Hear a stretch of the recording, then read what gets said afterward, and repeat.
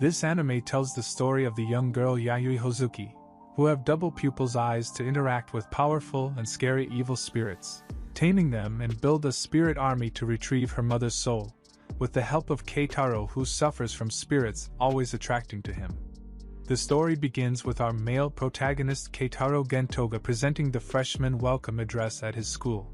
We learn that Keitaro is not fond of the supernatural and admits that spirits are drawn to him, and after a terrible incident involving a middle school student, Keitaro aimed to live a shut-in lifestyle, but he received enough courage to live a mundane life and catch up with school after receiving help from his family, close friend Eiko Hazuki, and others. Keitaro meets with someone from Private Tutor Square and learns the child he will be assisting is Yayoi Hazuki.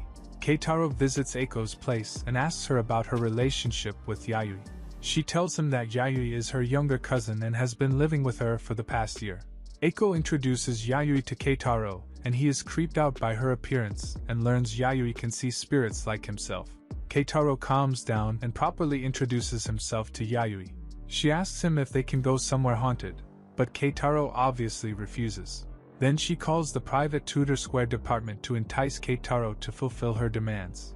They arrive at the haunted phone booth of H City, and Eiko explains its origins to Keitaro and Yayoi. The tale involves a hostess who was assaulted and murdered at the phone booth, and since that time, whoever enters the phone booth or calls the public booth number will meet a similar gruesome end as the hostess. Yayoi attempts to call the alleged phone number associated with the booth, and despite worrying for their safety, Keitaro calls the number. Suddenly the hostess's spirit calls Keitaro, and Yayoi throws her stuffed rabbit into the phone booth. After they seize the rabbit burst into a pool of blood in the booth, they flee the scene via Eiko's car. They drive home and Keitaro asks Eiko what's up with Yayoi and her weird fascination with ghosts. And during their study session, Keitaro is surprised by Yayoi's intelligence. He asks her if she can see spirits, and she jokes that she watches them in 4K and likes supernatural things just as much as her plushies. She also asks him to show her what he can do, but he refuses. Later, Eiko tells Keitaro not to be so hard on Yayoi and reveals Yayoi's parents died in a car accident. She believes Yayoi is fascinated with supernatural entities and wants to visit haunted places because she wants to find her mother's ghost. In a flashback, we see Yayoi and her mother conversing with an optometrist about her double pupils. Yayoi says she has double vision and can see mundane and shadowy things.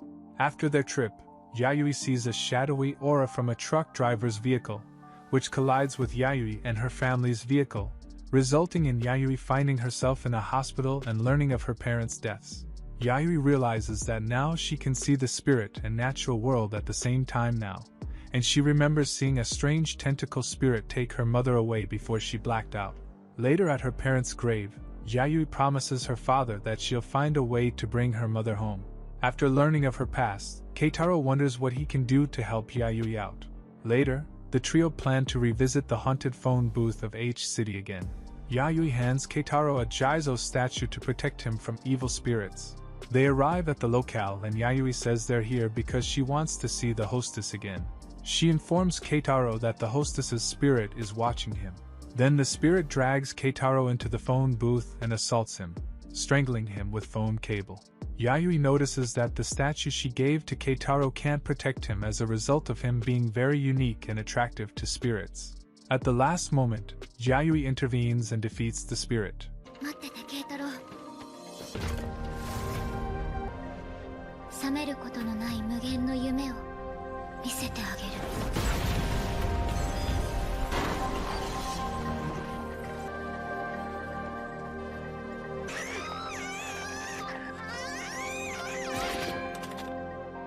She promises Keitaro that she'll hunt every single spirit they come into contact with him. They return safely to Eiko's place and Keitaro points out how he hates dealing with the supernatural. Keitaro questions why Yayoi has a challenging time finding spirits despite she is very sensitive to them. Then he realizes that the spirits are trying to avoid her on purpose for some reason. Yayoi explains her Kadoka method to Keitaro, which he doesn't understand. She states that the most powerful poison is made by putting many poisonous insects in a room and extracting the poison from the sole survivor after they fight. The scene cuts to her room, and inside we see many spirits tearing off the hostess's spirit, which Yayoi attached to a plushie, limp by limp. Afterwards, the trio takes a trip to a shrine run by Kitaro's grandmother for Keitaro to get his regular exorcism for his cursed hand. They arrive at his grandmother's shrine, and his grandmother yells at Yayoi for destroying 7 Jizo statues the other day, shocking Eiko and Keitaro. But Keitaro convinces his grandmother to cut Yayoi some slack. His grandmother tells him the anesthesiologist is here to assist with his exorcism. Then Yayoi tells Keitaro she destroyed the statues because they were guarding nasty spirits, and one of them could have been the one who took her mother away. Keitaro visits the exorcism room and shares insight on how much his grandmother means to him. Meanwhile, Yayoi wants to see the exorcism, so Eiko distracts her with a photo of what Keitaro hides underneath the glove on his hand. Keitaro hides his grotesque nerves underneath as Eiko explains they grow longer and more painful over time. Keitaro's grandmother chants Shinto prayers while cutting them away with her sword.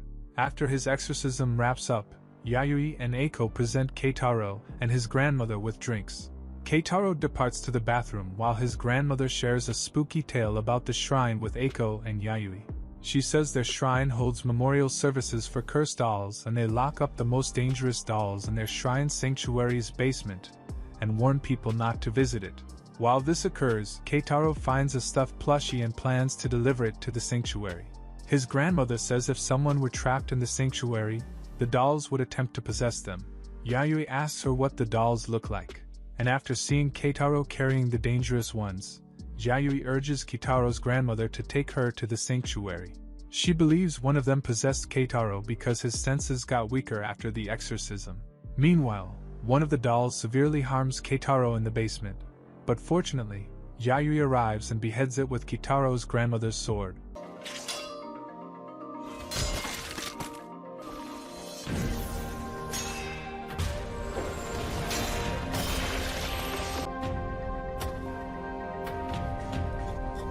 She warns the other dolls not to hurt Keitaro or any other human, or they will meet the same fate. Then Keitaro thanks Yayoi for saving his life. Before they leave, he tells his grandmother that he wants to meet Yayoi on her level and promises her that she's a good kid. His grandmother asks him to use his spirit-sensing abilities to protect people from danger. Yayoi receives a souvenir from Keitaro's grandmother, and our trio head home. She shows Keitaro her secret collection, and Keitaro is bewildered by it all. She reveals she stole the doll she beheaded at Keitaro's grandmother's shrine and says she'll be safe with her. Yayoi explains what happens to spirits after they possess something. Keitaro learns Yayoi used his nerves to bind the spirit to the doll. He pleads with Eiko to avoid the room, but Eiko says she got used to it over time. But he understands that Eiko doesn't sense Yayoi's plushies, which contain monstrous spirits inside them. Yayoi assures him that the Hozukis won't get hurt by them. Then she asks him to hand his nails over. Keitaro leaves without asking them any questions. He returns to their household the next day because he feels he's obligated to return there because of Eiko.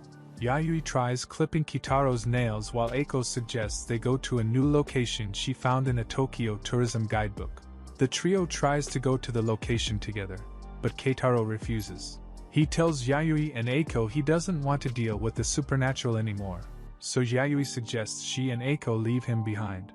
She is surprised he didn't like the supernatural like herself. She reveals she knows how to remove the curse from Keitaro's hand, which shocks Eiko. Yayoi thought Keitaro kept it as a lucky charm and never knew he didn't know how to remove it. Yayoi tells Eiko where they can get something to remove Keitaro's curse, as she wants to help him since he's not just a tutor to her anymore. Meanwhile, Keitaro visits a hardware store to buy something for Yayoi for their next meeting. On the other side, Yayoi plans to visit an abandoned temple in West H City and informs Eiko of its lore. She tells her to stay put in the car and to call for help if she hasn't returned in the next hour. She leaves to confront the evil spirit of the goddess Kishimojin, and gets attacked by her and her minions. Eiko leaves to get help after waiting for Yayoi more than an hour. Meanwhile, Yayoi escaped the situation with a sprained ankle and is plotting her next move by using paper dolls as decoys. At the same time, Keitaro is searching for things in the hardware store, and Eiko finds him and asks him for help. Although he refuses, Eiko tells him they traveled to a spooky location because Yayoi wanted to get something that would remove his curse. At the same time, Kishimogen and her babies chase Yayoi, but Yayoi tells Kishimogen she put one of her newborns inside a paper doll and threatens its life. The babies try capturing Yayoi but learn that they're all paper doll decoys she plastered in different areas. This buys Yayoi time to enter Kishimogen's lair. However, the area is surrounded by more of Kishimogen's newborns. Fortunately, something catches their attention, and they leave Yayoi alone. Keitaro arrives and Yayoi notices he is being chased by Kishimogen and her baby minions. He plans his escape route while Yayoi pulls a hammer and pounds on the goddess's statue.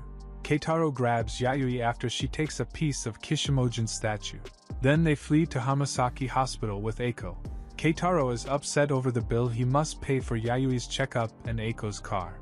As Yayoi and Keitaro leave the hospital, Keitaro thanks her for her efforts. She tells him she no longer thinks of him as a stranger and vows to protect him with all her heart because she sees him as a close friend. She tells Keitaro to return to her room, so she can explain why she needs his nails. When they return home, Yayoi gives Keitaro a breakdown on paper dolls, little figures that take on one's misfortune to protect them. As they enter Yayoi's room, they find 3 plushies fallen on the ground and not moving, as the spirits that possessed them died. She explains how all the plushies don't need to be paper for her to use as paper dolls. They only need her nails or a bit of her blood to become her proxies. If anything or the spirits in her room attacks her, they will only hurt the proxies instead. And if they tried to sacrifice themselves to attack her, the other spirits would stop them to protect themselves. She explains she did this for everyone in the Hozuki family to protect them, and she wants Keitaro's fingernails to protect him. Then she reveals what she stole from Kishimogen's statue to Keitaro and tells the spirits to attack it, as they are angry after getting hurt previously. She makes Kishimogen beg for a fingernail to protect herself from the others, which makes Keitaro astounded by Yayoi's authority over Kishimogen. Yayoi explains she's catching spirits and training them to defeat the one who took her mother. She says she wants to return to the abandoned temple to retrieve Kishimogen's full statue, as she wants Kishimogen to kill the spirit who cursed Keitaro, as this will remove his curse. Keitaro ponders it over and reveals that the person who got hurt because of his curse years ago is none other than Eiko, who got cursed alongside him. Then Yayoi asks Keitaro to accept her offer of capturing spirits to kill the bad ones.